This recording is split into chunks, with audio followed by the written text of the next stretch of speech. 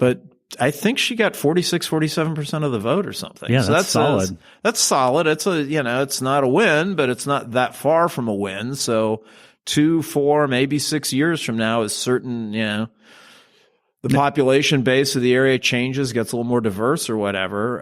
Well, a lot of this goes back to, at least the conventional thinking is Prop 187, right? Right. Yeah. I mean, really kind of flip the Hispanic vote big time. In California forever. Right. So large parts of Southern California that used to be competitive for Republicans are now like the no-go zone. And Trump's nativism and xenophobia and all that crap. I mean, you figure, okay, a lot of Asian Americans, a lot of them can be kind of socially conservative. I mean, they're very much, again, stereotyping, but kind of, by the book, law and order, education's huge. With the kids, so they tend to be a little bit more maybe conventional that way. So you'd figure out the Republicans, this is going to be like our new base voter. But yeah, some of the polling I've seen. And then they pulled the China flu shit. The China flu stuff, the anti-immigration, because even though most of these people are over here legally, they can still sympathize with people that aren't, or they see other immigrants getting exploited. And so they're voting demo, 65, 70%.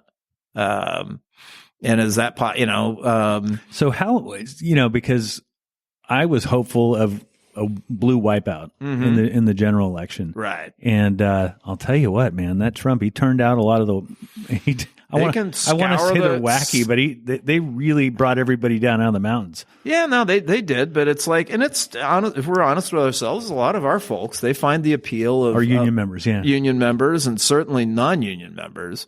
There's a certain appeal to the guy that's, politically incorrect, who just wants to give everybody the finger. They they're pissed at the system. So here's a guy saying, screw the system, and flipping everybody off and kicking over the furniture.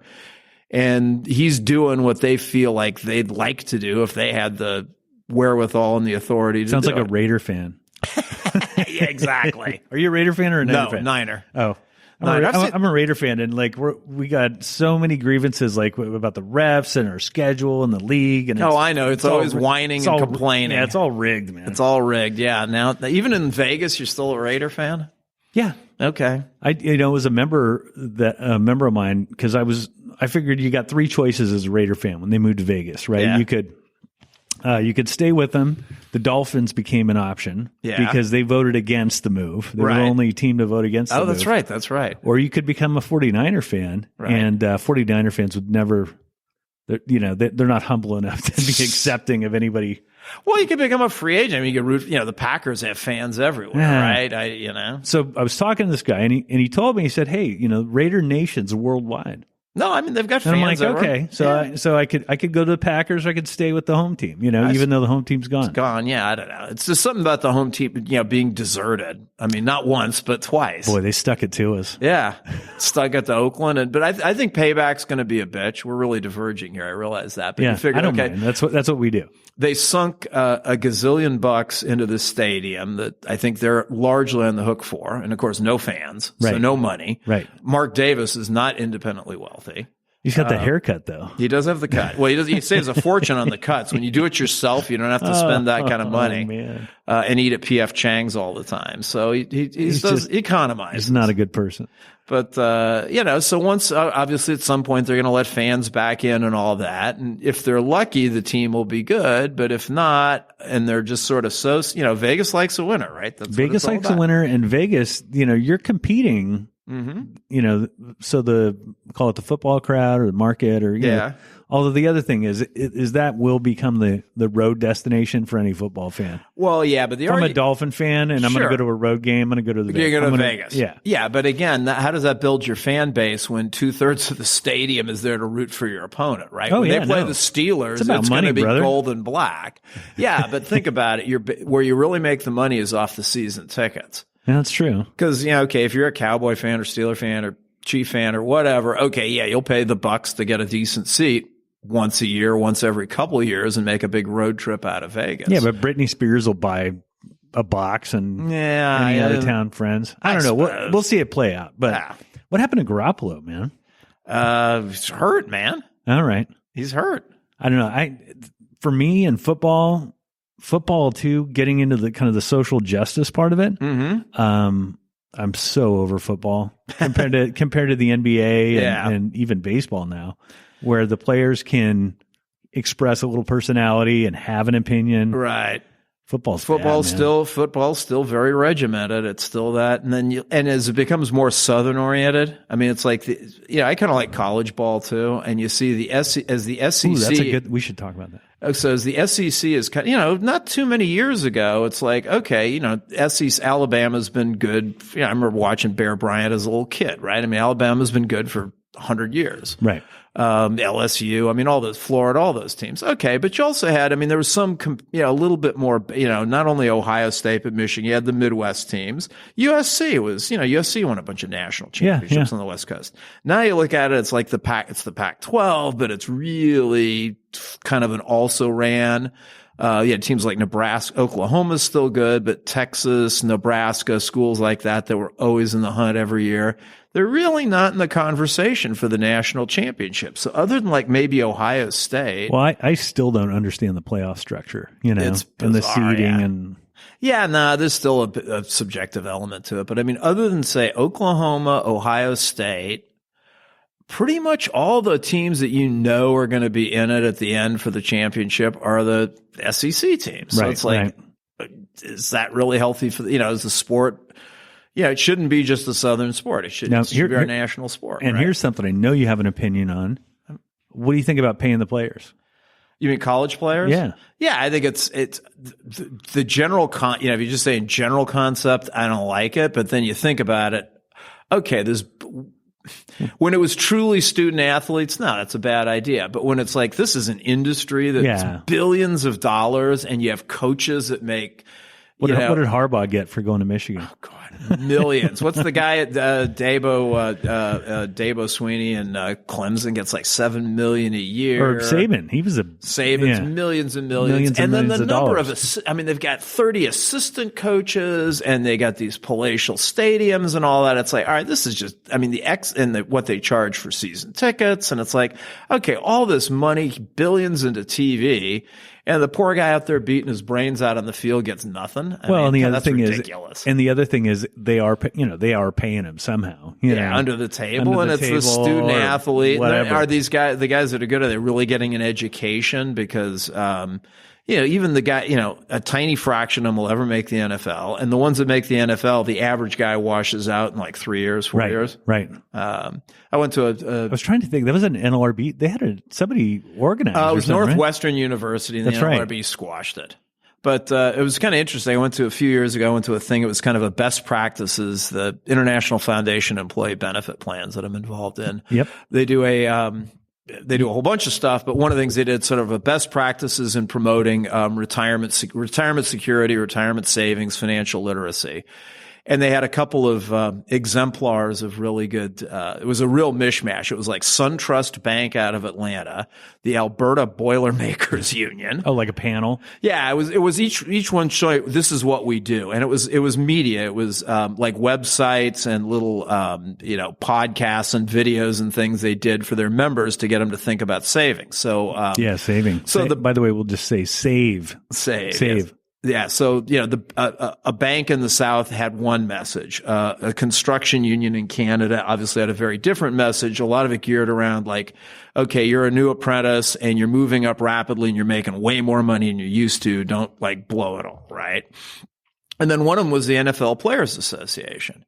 And what was kind of funny was there was two women that work for the NFLPA, and they do this. We have this whole financial literacy thing, and it's like, we're real different from everybody else. Here's the typical earnings curve for a player, and you can't see this, but it's imagine like a graph with like a line going straight up and straight back down. Right. Essentially, that's it. The guys, most of them have nothing. They get more money than they ever dreamed of for a couple of years, and then it's back down to nothing. So and they think it probably, at least I'd landed a couple of good jobs in my early 20s. I thought it was going to be forever, and it was gone as fast as you got it. Yeah, and this is just that on steroids. So they said, look, and there are all these horror stories about athletes going, they blow it all in jewelry and cars and their buddies. Vince Young. Yeah. What's Jamarcus Russell? Jamarcus. Purple drank. Drank. Yeah, no, let's talk about Anyway, but what's funny about so what was funny about this was Jamarcus Russell. How dare you? So they passed out these business cards that they used when they were visiting the teams because they go out there during training camp. There's 100+ guys, right? So there's literally a couple thousand potential quote unquote customers. Yep. So they're handing out these cards, and it had a woman's picture on it, and she wasn't inappropriately dressed, but she was a pretty hot-looking woman. And it's like, hi, call me for good advice or something to this number. And the audience was about half women, and several of them took umbrage at you could tell them like scowling at this card. And somebody put her hand up and said, is this really appropriate? And it was a woman handing him out. He says, well, look, in the general population, no. But again, we're trying to reach a specific population. It is 100% male. It's all men. The average age is like 23 or 24. They're athletes. They're full of testosterone. You want to get a guy's attention, show him a picture of a pretty girl. That's the way the world works. You may not like it, but we're trying to get these guys' attention to set aside at least some of these gobs of money that they've got for just a short period of time. Set it aside so they're not in poverty 10 years from now. That's right. So they don't get diamond encrusted statues of themselves. Jamarcus. Yeah, exactly. I was thinking of Chris Washburn too. He was there's another one. Yeah. Going to basketball. Yes. Hey, we could have a sports talk show here. I know. I love it.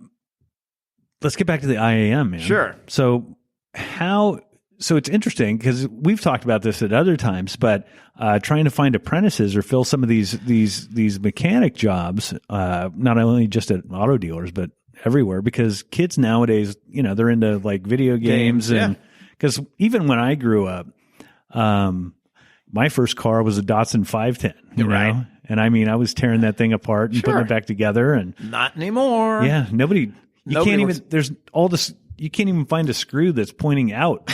Right. You can't even get inside the damn thing. And there's a reason why you used to have every strip mall had an auto parts store. You don't see that anymore. Right. Because people aren't working on their own cars. Yeah. I mean, and just growing up for me, you were lucky if your car started half the time. Right. So, I mean, there's certainly, by any measure, better built, more efficient. Cars are way amazing cleaner. Right now. Yeah. They've got, I forget what the latest but they still need service and work. Sure. But I mean, it's like 5 times the computer capacity of the Apollo moon launch, right? So they don't need as much service or as much work, and they're certainly more reliable. But when something goes wrong, you ain't doing it yourself. You got to go to somebody that knows how to do it. But the traditional entry points to the industry that existed, 30, 40, 50 years ago. Well, just to kind of set it up a little bit, is you've got an aging workforce. Correct. Right. So they're retiring and thank God for immigration, frankly, for all the yowling on the right about immigration. Yeah. We look at our younger membership. If you struck out the either immigrants or children of immigrants, almost entirely Asian and Hispanic, there would be nobody. Oh, I wouldn't even thought of that. But if you look at people under aptitude. 40, I don't know it's aptitude, it's just interest and sort of willingness to work to do this kind of work. Really? That's right. Because people don't want to get their freaking hands dirty. Well, you think about it. Okay, where are all the white kids living now in Alameda County? Pleasanton, San Ramon's not in Alameda County, but that whole area, the east part. The Tri-Valley. The Tri-Valley area, the hills and all that, they don't have auto shops. Those kids are not playing around with their own cars or whatever. The kids that still do that stuff tend to be a little bit more inner city, Hayward, Oakland, probably because you got to too, some of it's you got to. You got an older car that needs work and whatever. And if you grew up in a lower income family, this can still represent a step up. But your members do really well. I mean, by and large, yeah. It can be a lucrative profession, but it's not an easy profession. And again, what I was going to say is the traditional entry points, for instance, 40, 50 years ago, almost every high school of any size had an auto shop. Now, they haven't gotten rid of all of them, but they've gotten rid of most of them. Right. Used to have a gas station on every corner. We were talking, it was absolutely commonplace for a 16, 17-year-old, almost always a guy, to go down there and you'd want to make a few bucks. You maybe liked playing around with cars a little bit. You get a job, you pump some gas, change a tire, change some oil or whatever. And as I like to say, you can still change oil. It's just fry oil at AM, PM, because none of the gas stations have those shops jobs are all gone. Yeah. Those are all gone. I used to have a lot more of these little mom and pop independent shops, and a lot of our